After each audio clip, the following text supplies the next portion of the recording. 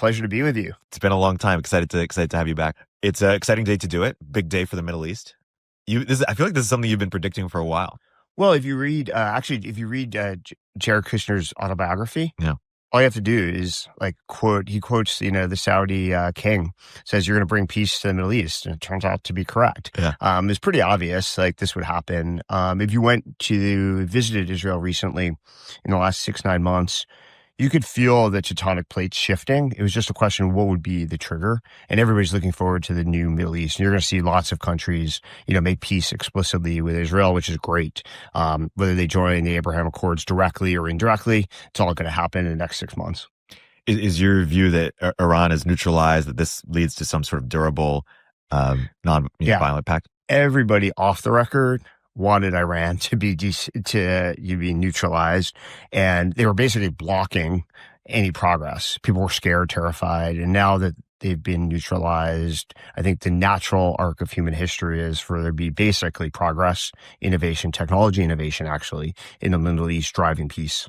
AI, data centers, you're going to see all of this. It's really an interesting and fascinating future. Yeah. Are you bullish on sovereign AI? Are you think that you might invest in that type of? We have at KV, we invested in a sovereign AI company in Japan called Sakana. The thesis of AI is too important to the future of nations to allow an American company to dominate in certain regions, I think is going to prove to be true.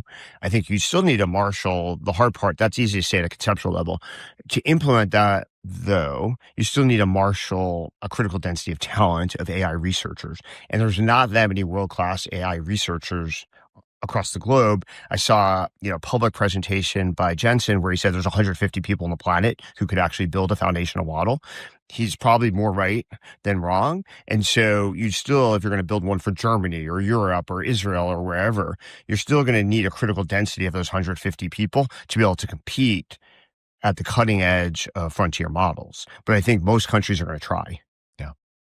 But before we get to tech, just to close the politics front, do you think that this will end up defining Trump's legacy, or what do you think his second term will be remembered for? Well, I was kind of thinking last night, he's going to solve all the problems he inherited in the first 2 years. Like if you think about it, immigration, basically solved. You think about the Middle East, on its way to being solved. He'll get Russia and Ukraine solved, I'm pretty sure. Tariffs are bringing down the debt. The growth rate is going to accelerate. We're going to have 4% or more growth all of next year. That will make the debt irrelevant. You can grow your way out of deficits. Interest rates still need to come down. Trying to fix the Federal Reserve has been obstinate. That'll eventually get fixed. He will replace Powell at some point. Investment's going to continue to be outstanding. So I think after the next year, it's going to be all upside. And why doesn't Powell want to reduce rates? What is the steel man for what? Well, his argument, I don't know if he has a good argument. I think he has Trump derangement syndrome. He just hates Trump. That's why he artificially lowered rates to try to get Kamala elected. It is indefensible cutting 50 basis points off in last fall. But he does see employment is running pretty hot. But the difference is with AI and productivity gains through technology, hot employment does not necessarily yield inflation. It's not just wage growth that's fueling GDP growth. And so I think you're seeing some of the substitution where productivity gains can be made. GDP can run 4 or 5% without triggering inflation, because it's not just, you don't grow GDP just by paying humans more, which is the historical precedent. And again, before I say, what's our sort of reflection post DOGE? Like, what did we learn from that experiment? Well, actually, the funny thing is I was watching some political polls, and there's not that many pollsters that I find accurate, but there's a few. And until this week, Trump's height of his popularity was when DOGE was at his best. The American people really do want to cut the size and scope of the federal government. You can see it, look at the government's officially shut down and Trump's fixing everything. It does suggest, why do we need the rest of the government? Everything has been better the last 2 weeks. Can you name one thing in society across the globe that's got worse in the last 2 weeks with the government? Companies can't go public. This is the problem. Yes, I agree. But other than that, fortunately, my companies will be good enough to go public whenever they want. It will be eventually. But Ramp can be public whenever it wants. It doesn't need a timing, move and manipulation. But fundamentally, that'll get fixed. But the government being shut down doesn't seem to be interfering with the rate of progress. And I think maybe Americans wake up one day and say, wait, why do we need this size federal government? I actually believe you could probably cut 50% of the federal government, ex-military easily. Like, what does the Commerce Department actually do? Like, literally, I mean, Howard does a lot of work. He's at the forefront of everything, like negotiating tariff deals. But like all the thousands of bureaucrats, why do we have a Department of Agriculture? This is actually an interesting question. Why do we actually have thousands of people? Probably, I haven't looked at it recently, but probably 30,000 people work at the Department of Agriculture. What world does that make sense? Like, even like the State Department, there's like 3,000 or 4,000 economic officers posted overseas. This is like back in the day when you count the ships, kind of an artifact of history where you count the ships showing up at a port and then report back to DC. This economy is growing, Poland's growing, the UK is not. Where obviously you can just log into like a Bloomberg terminal and track that probably more accurately. But if Elon couldn't do it to some degree, does it speak to the intractability of actually? Well, you need political will, but I think one of the things the last 2 weeks is showing, Trump's going to be more popular than ever. He's literally posting the highest popularity and approval rate of his career right now, and the government shut down. One of the reasons why there hasn't been political will is when you have sort of a diffuse benefit and concentrated, aggravated people, politicians, elected officials are afraid. So when you cut something, the people who like whatever that program is, they may only be 1% of the population, but they're very loud and annoying. And the 99% of the people who benefit are quiet typically. But if you can convince people that, hey, we don't need all this stuff, and the 99% people are like, hey, why do we need all this stuff? Why am I paying all these taxes? Then the 1% you can safely ignore. And because the 1% have historically been channeling through the legacy media, which is no longer relevant, you're going to need to find a new megaphone. Like whether, New York Times or the Wall Street Journal writes some attack piece, nobody on the Republican side cares anymore. We've learned that stuff is just garbage, it's fake and irrelevant. And so if you're on the right side of history with the right evidence and the right ideas, you can just ignore the legacy media. So I think it's going to be a lot easier to cut things. Do you think Elon and Trump are going to make up in a material way, or that Elon is going to support the Republican Party? Oh, yeah. I think it's obvious. I mean, I think the Charlie Kirk funeral, was like ceremonial. Will Musk get back into politics in a material way? Well, I don't know if he'll get back into politics, but he's not going to fund conservative parties. Like, I think that's dead. I put a stake in the ground in it on the All In podcast. I think after my comments, I think it was dead anyway. But I think now they've reconciled, which makes sense. Like, ideologically, they mostly agree. I think the funny thing is the divorce was kind of weird in a sense of Elon's kind of a perfectionist of like, why can't you do this? Why can't you cut more faster? And Trump was like the political realist in that case, where he's like, I just don't have the votes in the Senate to do this. And you've got to give me some, over time, I'll get there, but you got to give me some rope, and you got to give the Secretary of Treasury some rope. And it was really not a fight about the idea, but a fight about like the prioritization, sequencing, timing. And, Trump's a pretty astute politician, so I would trust his judgment on the timing. He's pretty aggressive and assertive, and if he doesn't think he can move that fast, he's probably more right than wrong.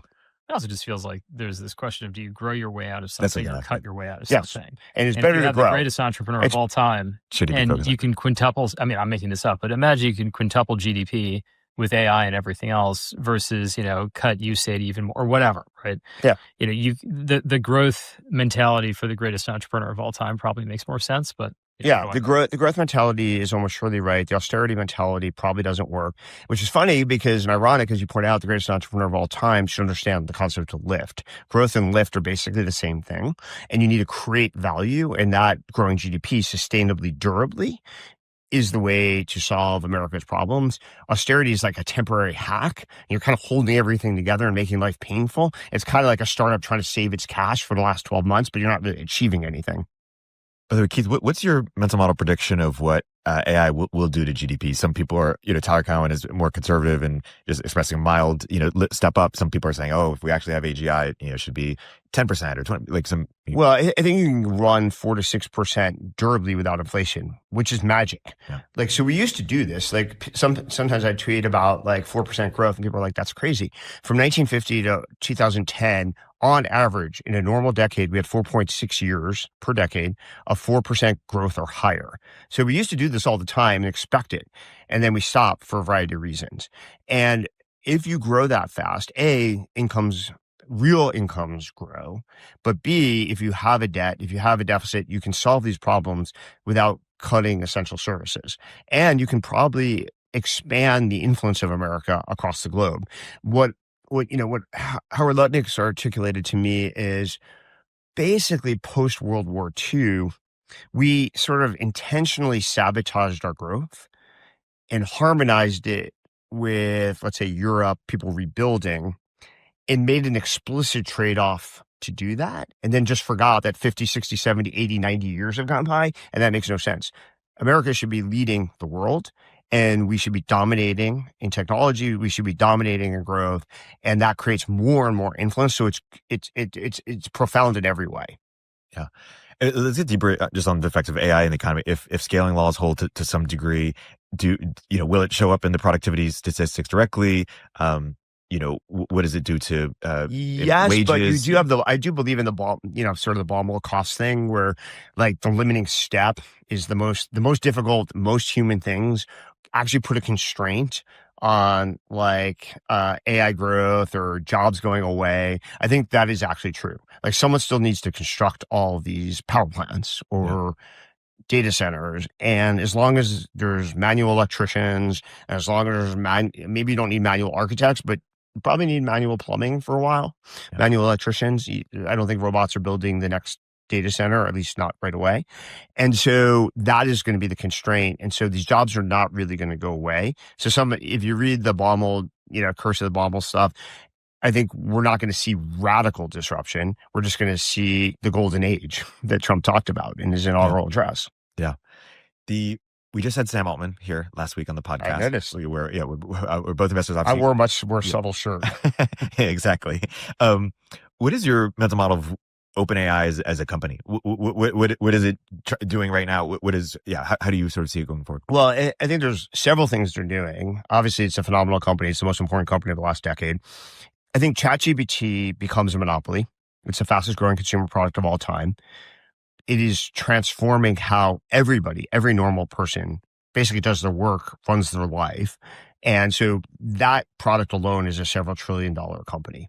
Then they do all these other things, and some of them may pay commercial dividends, some may pay societal dividends, but ChatGPT alone, there is no competition for. It's not like Anthropic or all these other companies have any competition for that. There are vertical applications where some foundational models or some geos where some foundational models may thrive, and AI may be important enough that even having a vertical application like coding or having a vertical geo application may be worth tens of billions of dollars. But OpenAI is the few $1 trillion company. Yeah. What happens to Google? Good question. I know it doesn't show up in all their metrics. I know they're good at spinning, like, hey, it's not having effect on this and that.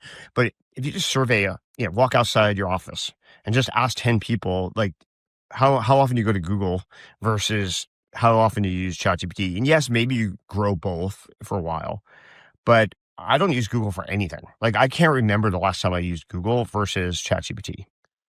Like, it's just so inferior. Yeah. Alex, I know you've thought a lot about Google as well. I know their strategy. So their strategy is going to be, at some point, they're going to try to take advantage of all this personal data from your Gmail, from your YouTube videos, from all the different products they have, and then therefore make a much better personalized experience. And I think the company being a conservative institution and a legacy sort of institution, they've moved very slowly on that. But there is a lot of data there, and you could create a very powerful personalized assistant, sort of proactive product, and that's what they should build.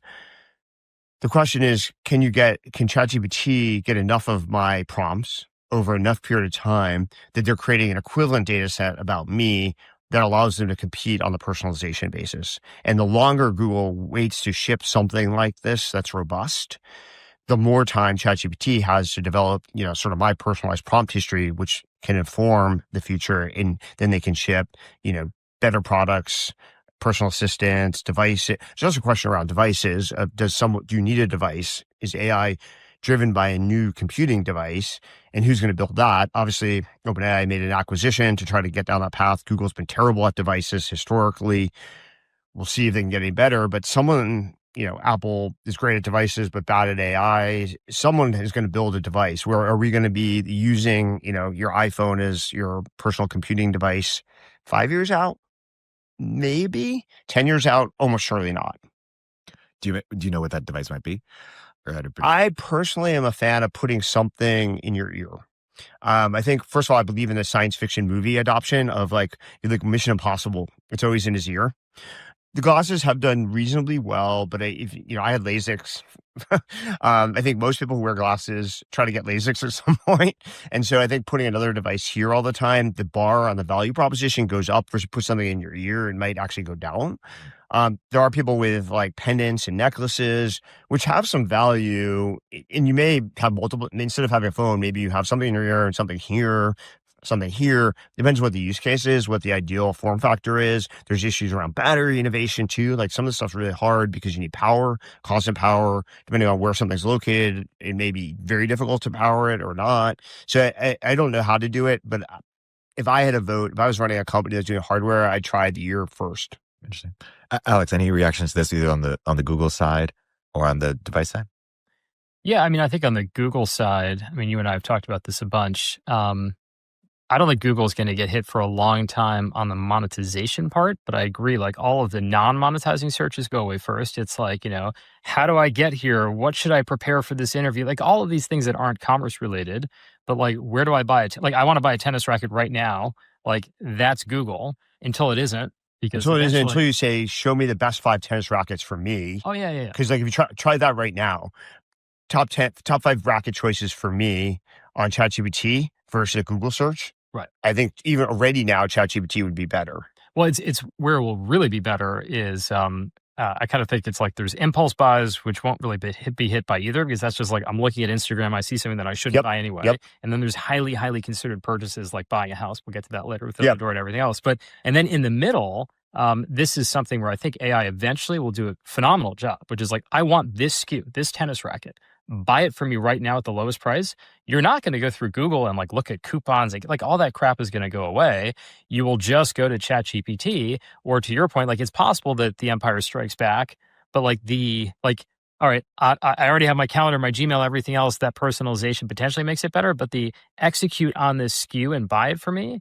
If ChatGPT gets that going, which I think is one of their top priorities, then like that's going to really steal the monetization engine from Google, because like that's where they make all their money. I mean, but imagine a couple things. So first of all, like the example, if you have Gmail, you probably can figure out what tennis rackets I've purchased previously. If I bought them in the real world, maybe not. But if I bought them online in my receipts, they're going to be in my Gmail. But then the other hand, on ChatGPT, I could say, I prompt like, I'm this ranked tennis player, better at forehand than backhand, blah, blah, blah, blah, blah, et cetera, which racket's best for me. And I can't even fathom like how to do a Google search that would be something like that. It's more of like Google has this like complete inventory, but I think that advantage will not hold for long. And I think the metrics that they're kind of faking right now is it's like, what percentage of our users are using AI? And that's not using Gemini as a DAU. I'm sure of that. It's just like they have like an AI summary, something in there, but they're losing all of the free, in the freemium sense, searches to ChatGPT. So eventually that's going to catch up with them. Also, ChatGPT is fixing the first sin of the internet, which is they charge subscriptions. Yeah. And so to some extent, you may not have to rebuild an advertising model if your subscription revenue is excellent. Consumers are basically learning that they should pay for things that create value, which has always been true offline. Like there's almost nothing you consume offline except oxygen that you don't pay for. But online, the first generation of internet entrepreneurs assumed you had to make things free. They sort of equated the marginal cost reduction with the value reduction, and it was just a massive mistake. And ChatGPT is now fixing that, where people are going to pay for AI products directly, whether it's $200 a month, $20 a month, or even $2,000 a month. And yet at the same time, merchants will still pay for traffic. Yeah, so you can do a hybrid, but then you can offset some of Google's advantages if you're already monetizing users through subscriptions successfully. Yeah. Let's talk more broadly about how incumbents are going to be affected. We just talked about Google. Keith, I'm curious to get your thoughts when we look at the next 5 to 10 years. Like how companies like Amazon, Meta, Microsoft, how do you think they're going to handle? It's a great question. I don't know what Amazon's going to do. It has the selection and the delivery. I mean, still there's a fulfillment one way or the other. There's a fulfillment aspect, which has never been Google's strength. They've tried various initiatives. None of them work. It's not going to be ChatGPT for actually fulfilling, most likely. Well, Amazon, most of their gross profit is AWS. Yeah. Like, so that is the vast you have value. another issue too, structurally, like maybe they don't even care to some extent at some point. But I think the fulfillment's very real, and Amazon is excellent at fulfillment. Not that many people are, although e-commerce fulfillment is somewhat distinct. from traditional fulfillment. So we'll see if there's room for innovation there, but they could hold on for a long time of being the reliable delivery mechanism. You get satisficing, you get a reasonable price and quality experience, and that's good enough. So maybe that sustains them for a bit. Microsoft, I don't know. I think, people gave them a lot of credit up front for their investing in AI, forging this relationship and partnership with OpenAI before it was obvious that OpenAI was going to transform all of our lives, society, industries, et cetera. But over the last 2 years, it's not clear that they have been able to preserve that advantage. Yeah. And now, if you think about business applications, do you really think that Microsoft has an advantage in business applications? Not in LinkedIn, not in Word, probably not in Excel. They're holding on to Excel, but there's a lot of startups. You've probably funded a few around here that are, AI for Excel and things like that. Keynote or PowerPoint, I doubt they can hold on to that. Cloud revenue, sure, per the point about AWS or Google Cloud. But that's not really why Microsoft's valued the way they are. So I don't know what their advantage that's going to sustain through the AI wave is going to be. Well, historically, it's always been a distribution advantage where they've just crushed everybody. And it's like you go back to Lotus 1, 2, 3 or whatever, pick your company, and it's like they just have this dominant browsers. They'll clone you, they'll crush you, and then they'll distribute the heck out of their shittier product, and then they win. Teams. Yeah, Teams is a perfect example. It's like Zoom had a higher market cap than Exxon. Yeah, right, and then they totally flipped after COVID reversed. And Teams is but it's actually not because of Exxon, right? It's not even because of COVID restrictions or interest rates. But they're losing. But they started with an advantage in coding, Copilot, et cetera. They're losing that. Yeah. Cursor or Cognition and maybe others. But it feels like developers are much more attuned to I want good software. Whereas if you're an Oompa Loompa at a big company and you're just you're using Microsoft Office, it's just you're using Microsoft Office. Whereas developer, really, really high-end developers, of course they're going to use Cursor over Microsoft Copilot. But I wonder if Office even has a future.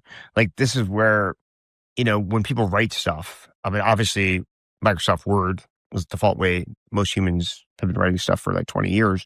Although I grew up with WordPerfect, but so for the point, but are people with the way AI writes, ChatGPT writes for you and increasingly better, and are there specialized versions of that? Do people draft documents in Word in 3, 4, 5 years? Probably not.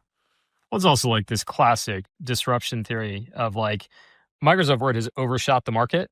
Right, it's there are 9 million features in Microsoft Word that I never use. Do I need to make a table of contents generated for my book? No. And to a certain extent, Google Docs, that was pilloried when it came out because it's it doesn't do the table of contents generator or whatever. But Microsoft Word has overshot the market. But they do have the distribution, which I think is the hardest. But ChatGPT is going to be in going to be on everybody's phone or device. And so for example, I was considering writing a book. Everybody's always you should write a book. So I was ChatGPT, write me a book. And it's a pretty good, sort of first draft. That book's not going to get written in Microsoft Word as far as I can tell. Mm-hmm. If it's ever written. It's crazy to think that for a day, Sam Altman was conceivably going to join Microsoft. Or for 24 hours until Vinod and some other friends intervened a fair amount. I guess I asked that to ask, did Microsoft sort of drop the ball on their relationship with it? Could they have capitalized in a much bigger way, or was it just... I don't know. The talent, there's a complexity around talent. Individual people, if there's only 150 people that can build research models successfully, talent's going to have a lot of power.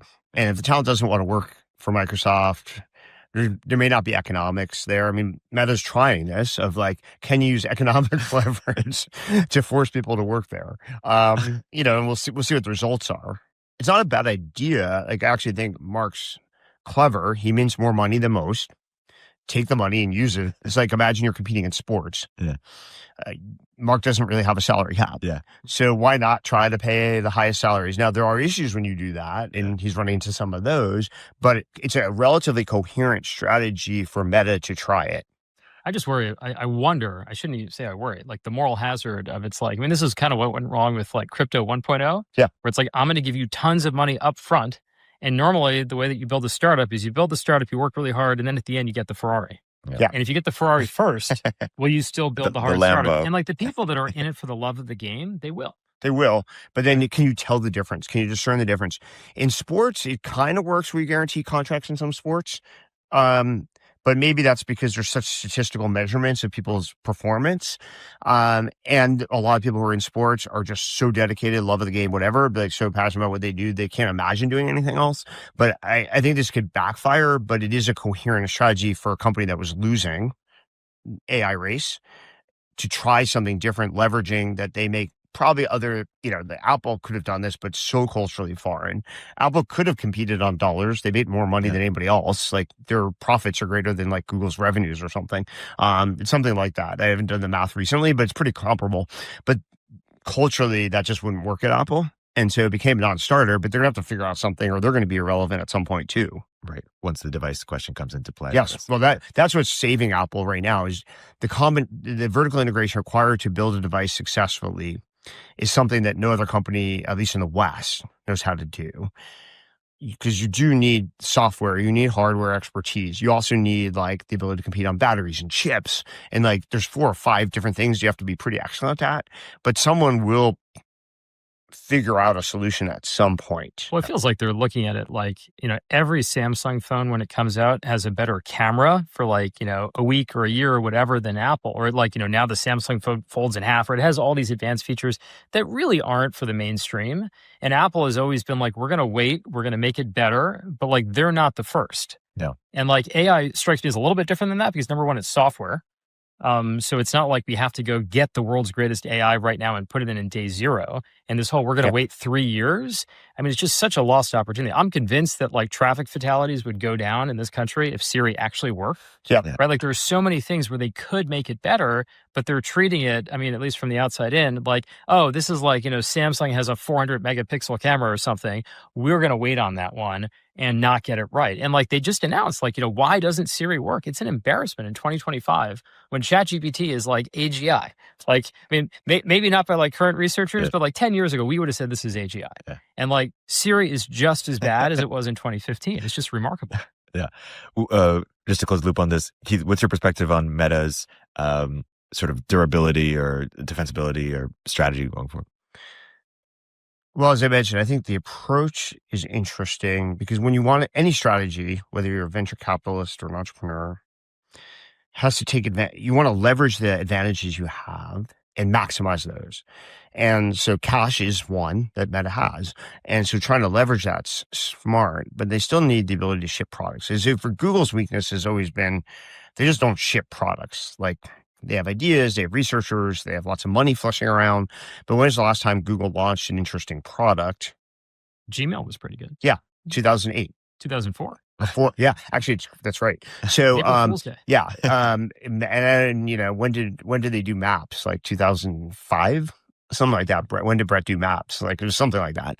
And then they acquired some things like YouTube, whatever, but like launched a coherent product. Now, actually, Waymo would in some ways count, but it actually won't help with this problem, as far as I can tell. But like a true sort of consumer product, I'm not sure they know how to do it.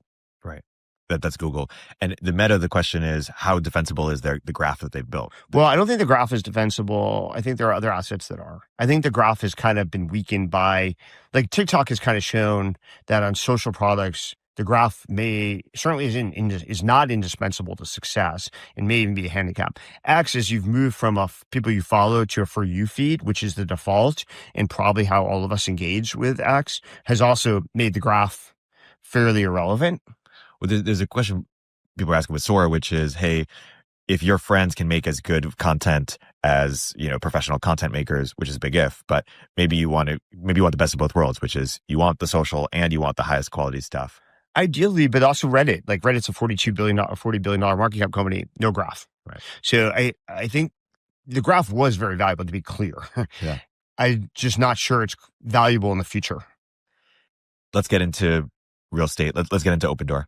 We recently had Kaz on as well. Why did Opendoor lose its way? What were the mistakes that were made? And let's talk about how we're going to fix it. Well, there was 2. One was predictable. Vinod actually warned Eric and me about this in 2015, that real estate has a cyclical nature to it.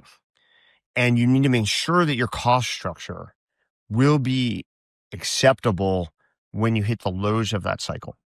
So he's basically get as many variable costs built into your company culture and as low fixed costs as possible. And then you don't care. Like, so real estate, residential real estate, people's intuition on this is very, very off. At the low market, like when people think real estate's dead, 4 million homes transact a year. High in the market, 6. So you have 4 to 6 million transactions a year. You need to build your cost structure that you can be break even or not, incredibly unprofitable at 4 million transactions a year. And Eric and me collectively did not do that from 2015, 2019.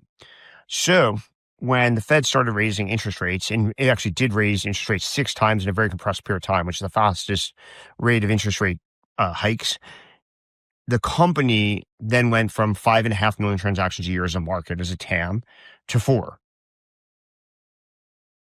And immediately started burning money. An extreme example of this that clarifies my point, I think, is what happened to Airbnb COVID the first month.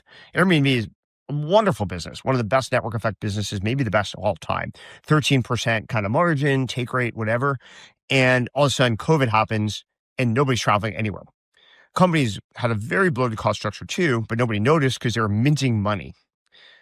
Nobody travels. Guess what? All that G&A is pure burn, and they almost went bankrupt until they structured this very complicated deal with Silver Lake, which saved the company. Opendoor had that problem, but less excusable. COVID is kind of these true black swans that you really don't have to typically build your business taking account for. In real estate, you should take account for the idea that this would happen. So anyway, basically that's what happened in Opendoor. Then secondly, as Eric decided he didn't want to be CEO anymore, the board, for a variety of reasons, promoted this completely mediocre CFO, which is almost always a bad idea, to be CEO. And she went from mediocre to like the worst CEO on the planet. So the company for 3 years did every possible thing you could do wrong. It still survived barely, but like literally the dumbest possible things: partnering with agents, shutting down innovation, hiring people overseas, adopting DEI writ large, every possible mistake, stupid ass capital markets decisions, underinvesting in what we call AVM, automated valuation, every possible mistake. So the good news is you can get like 10x value just by unwinding those mistakes, which Kaz is definitely doing. Even his first month, I think we'll get half of those unwound, maybe even more, like just in 1 month, because faster. But it's just like literally the more you dig in, it's kind of like Biden. Trying to cover Biden is like, if I just stopped doing every stupid thing that Biden did, like the world would be so much better. And like, I don't have to really do any innovation. I just have to stop doing stupid shit. The immigration border is the perfect example. Like literally on day one, we're going to stop like enticing people to come here. And all of a sudden, like border crossings go from like here to here, like in 24 hours.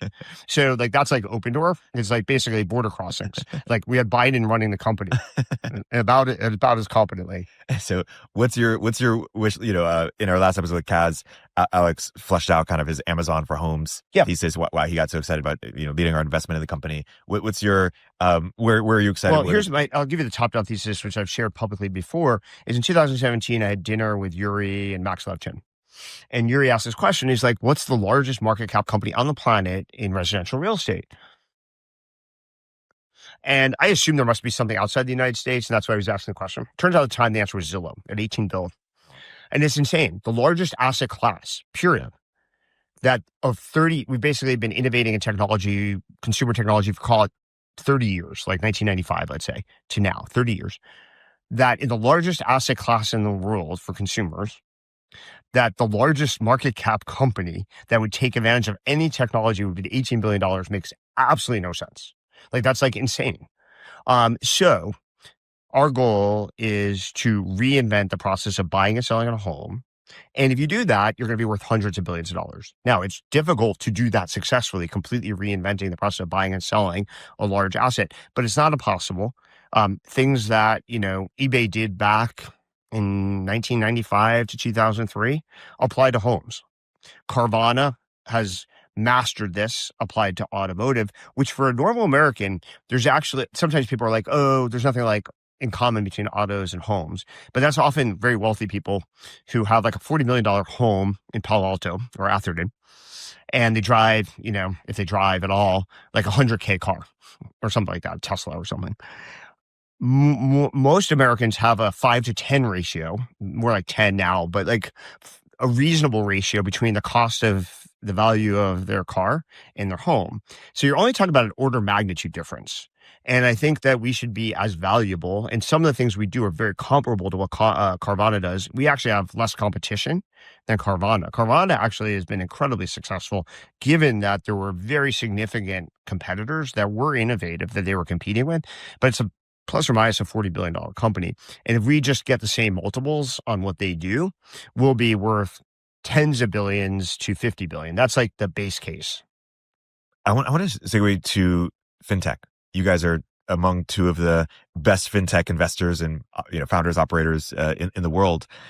What is the state of fintech in terms of where are we actually looking for investments, and how we think about it? Keith, why don't you start? Well, I think there's lots of promising fintech companies. It's always been difficult. Like the reality is, I personally have a view that to be successful as a fintech innovation, you want an underwriting advantage and a distribution advantage.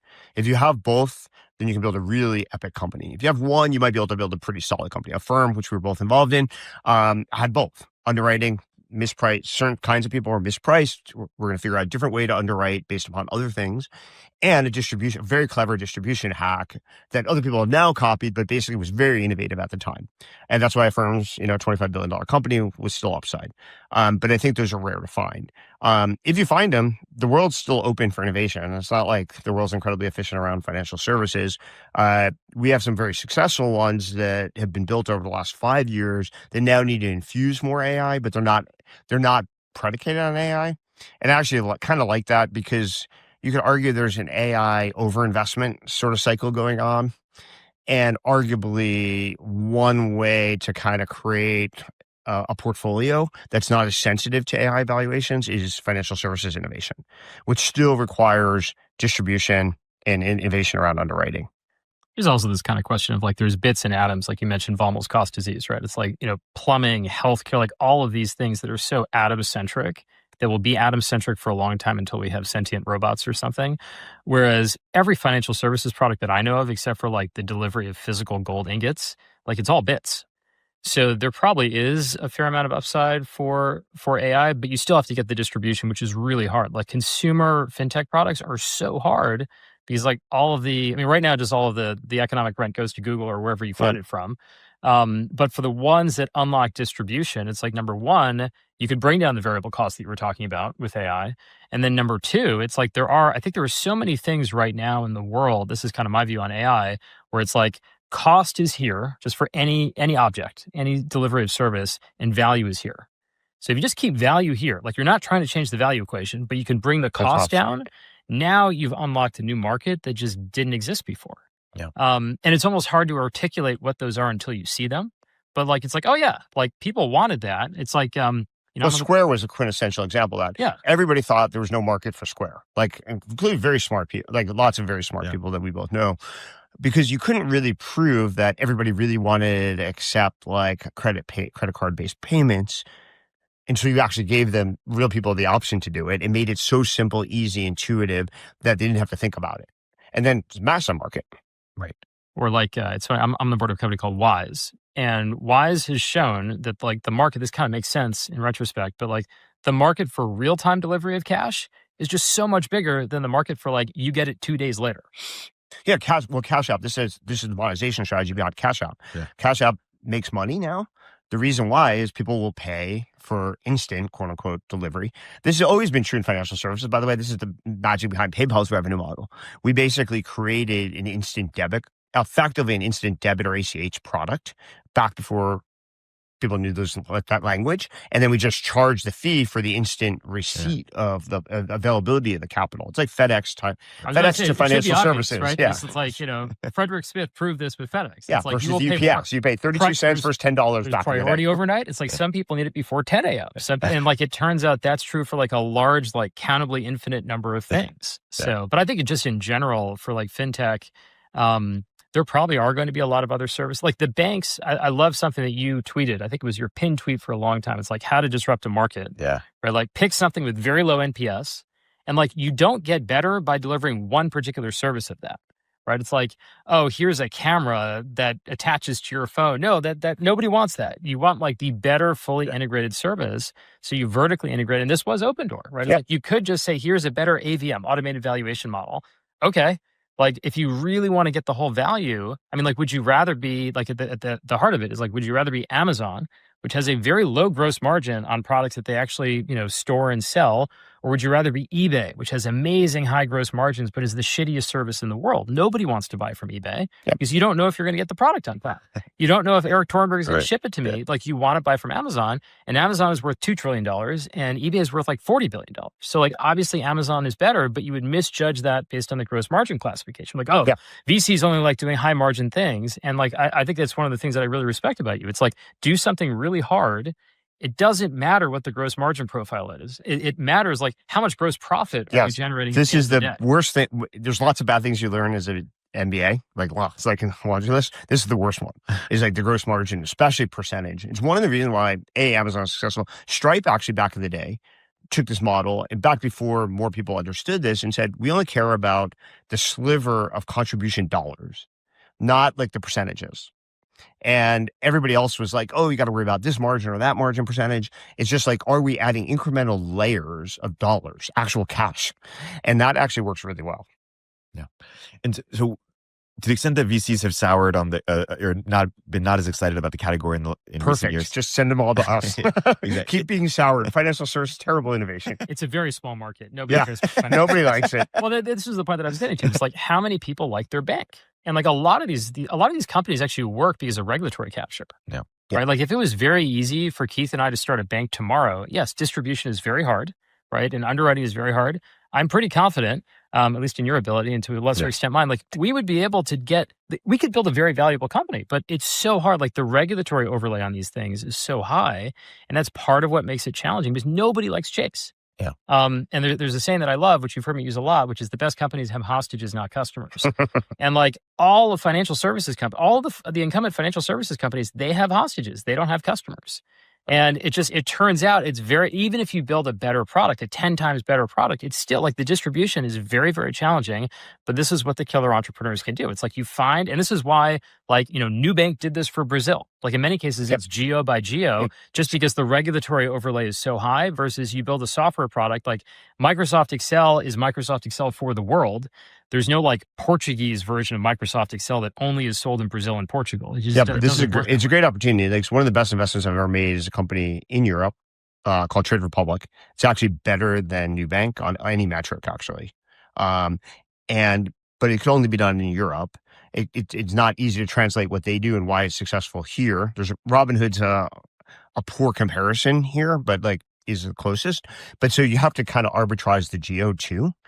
Because it's because of the law and regulation. There's things that are easier actually to do in Europe. There's a reason why Trade Republic's better than Robinhood, because in Europe, actually, it's more permissive, certain things. And then there's things that are much easier to do here. And so you need someone who understands like how to do how to create a product and value prop given the constraints, and where are their gray zones, and like, how does it translate to customer value? And so that's very difficult. But there's a modern generation of financial service innovation. It's a little under the radar. I mean, people definitely are paying attention to Ramp. So, like, high profile company, but even a company in our portfolio that I've invested in many times called Avon, most people still don't really know about. It's a great company. Another company is called Imprint. Great company, still fairly under the radar, competes with two public companies. Actually, we sort of helped seed fund it back at a firm. Back when they were starting the company, a firm did a corporate, sort of investment. Cool. Well, and that's the thing. It's like, software, like, I'm very confident that all of the banks cannot build software, will not be able to build software, will not build software. They're going to use Devin. Yeah, so that's their best shot. That's their best shot, but they can't really, like, if it turns out that software is at the core of everything, if software is going to eat the world, like, why hasn't it eaten financial services? It has around the margin. It's like, the cool thing for Ramp is like, it's like a net new market where it was kind of like there was a shitty version of some corporate card, something, but it's like, that wasn't the software. That was a financial product. Once you marry it to a software product, it's 10 times better. Like, you have vertically integrated that. And the incumbents can't do this. They're still like literally in COBOL often. And their ability to attract talent is just like zero.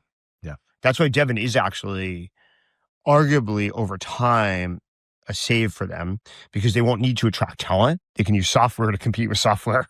And the software can write COBOL. Yeah, exactly. We'll take the conversation full circle. We were talking about real estate. a real estate expert solve the Middle East?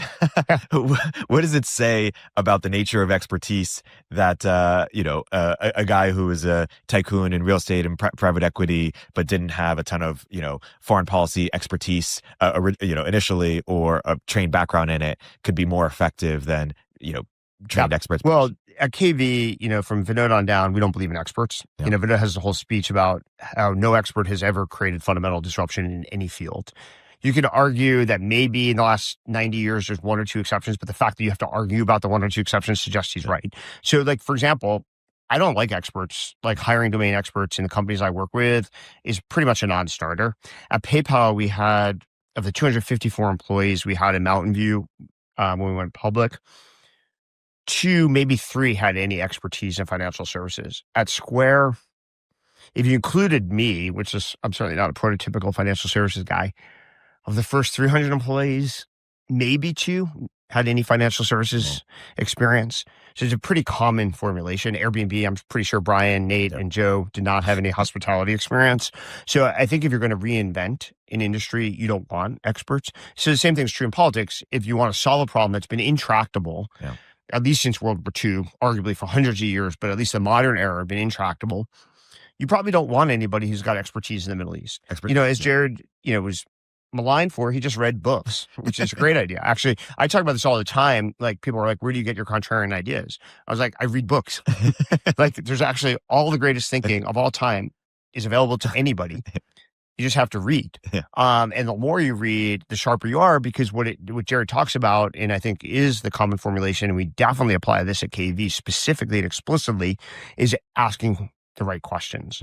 So what books prepare you to do is to ask questions. So when Jared went to the Middle East and got dispatched the first time, he actually asked the people who were influential and important in the Middle East, like, what do you care about and why? Once you understand that, you can navigate and find solutions. And that's the same thing we teach all of our investments at KV is if you ask the right questions, you'll make the right investment decisions. So when people join the team at KV, we don't actually look at their output, like, are the companies great?